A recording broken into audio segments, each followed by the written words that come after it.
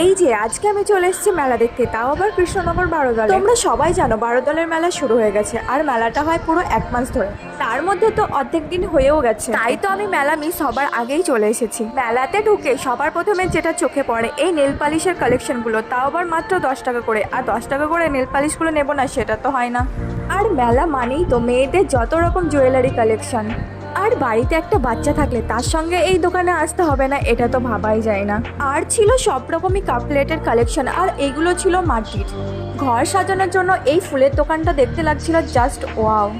খিদে তো খুবই পেয়ে গেছে, তাই চলে এসেছি খেতে। আর আজকে আমি নিয়েছি পাও ভাজি, তাও এটা আমি ফার্স্ট টাইম ট্রাই করলাম, আর খেতে ছিল খুবই টেস্টি। তারপরেই নিয়েছিলাম একটা কোকাকোলা, আর এই গরমে সব থেকে আমার ভালো লেগেছে এই কোকাকোলাটা খেতে, যেটা খেয়ে আমি সব থেকে বেশি শান্তি পেয়েছি। তারপরেই এই মথুরা কেকটা, যেটা আমি সব মেলাতে গিয়েই মোটামুটি খুঁজি। আর এই ঠান্ডা ঠান্ডা কুলফিটা, এটাও খেতে ছিল খুবই দারুণ।